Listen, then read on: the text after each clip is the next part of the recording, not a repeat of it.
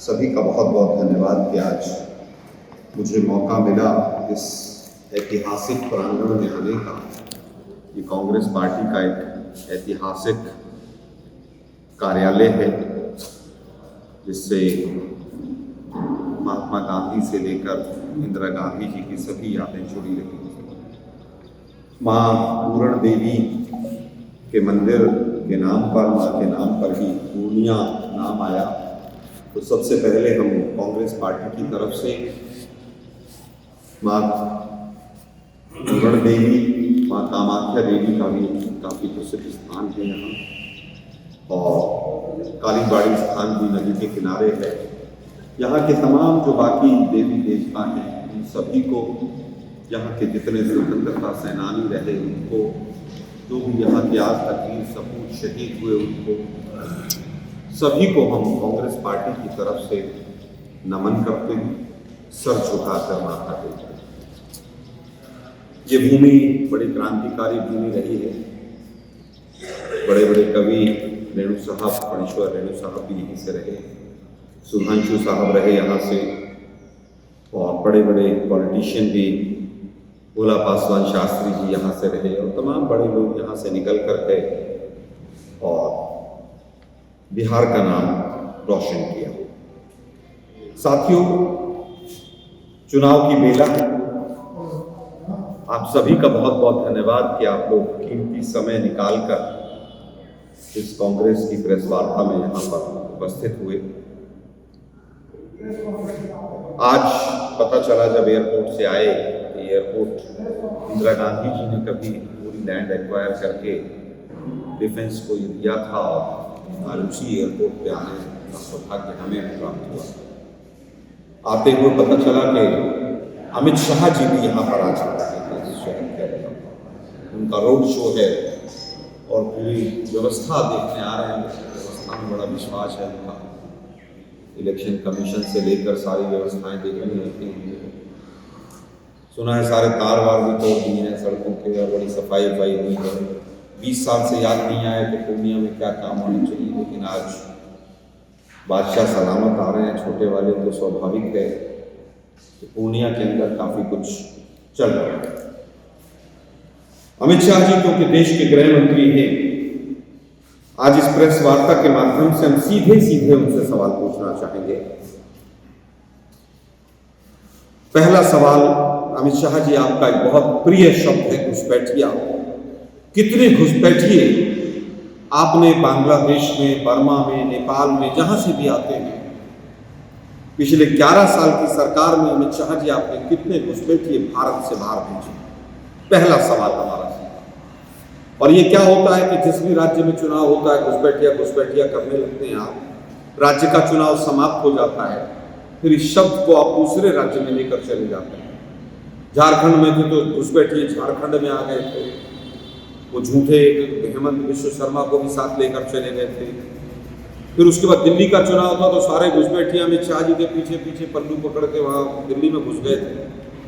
अब बिहार में चुनाव है तो घुसपैठिया यहाँ पर, मोदी जी भी जिक्र कर रहे थे हम घुसपैठियों को बचाना चाहते हैं। अरे भाई, आपकी सरकार है, 11 साल से आपको किसी ने क्या, नवाज शरीफ ने रोका था कि भाई आप घुसपैठियों को मत भेजिए। आपकी सरकार, आपका गृह मंत्रालय, सभी कुछ तो आपका था। विदेशी कहेंगे उनको, जिनमें से 200-250 ने ये कहा कि हमने स्वयं आवेदन किया है कि हम वोट नहीं बनवाना चाहते। कहाँ लाखों और करोड़ों की बात करते थे और कहाँ सैकड़ों पर आकर सुई अटक गई।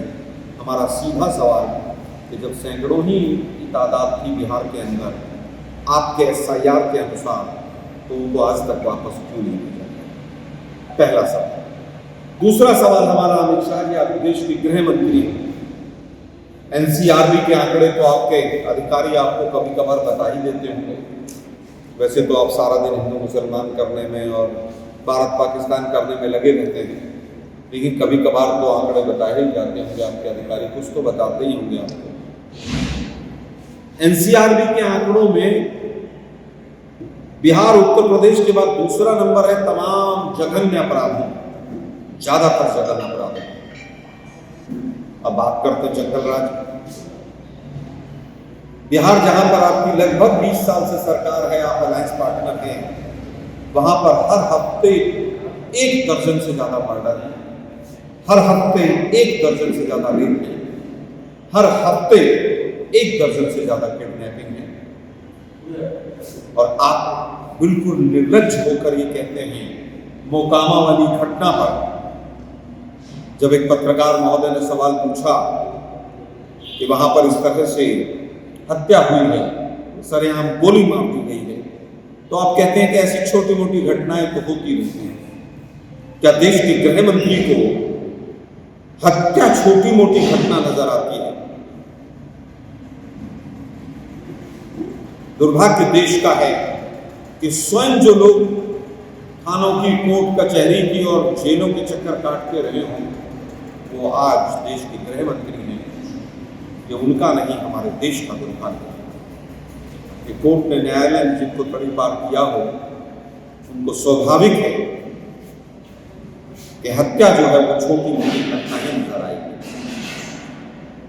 तीसरा सवाल हमारा जो है, मुजफ्फरपुर जो बालिका गृह कांड हुआ था, रेणु वर्मा करके एक मंत्री हुआ करती थी, मंजू वर्मा, उनके सुना बेटे को इस बार सुपुत्र को टिकट दिया गया है। आज तक कितने लोग जेल में हैं, किसको सजा मिली? आप भी सरकार थी, 11 साल से आप केंद्र में भी हैं, 20 साल से आप यहां पर भी बैठे हैं। मुजफ्फरपुर बालिका गृह कांड में आरोपियों को सजा आज तक क्यों नहीं मिली? क्या वो बिहार की बेटियां नहीं थी?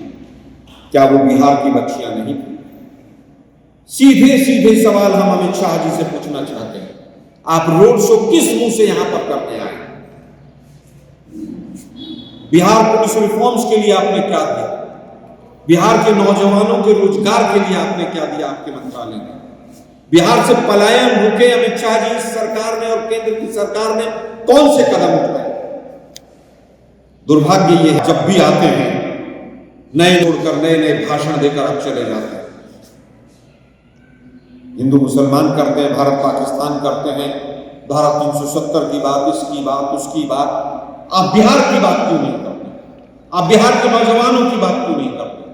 आप इतने पेपर लीक होते हैं अमित शाह जी, उन पेपर लीक की बात क्यों नहीं करते हैं आप? हम 5 साल में आएंगे तो फिर ये कर देंगे, फिर वो कर देंगे। अरे भाई 20 साल का लेखा जोखा दीजिए ना।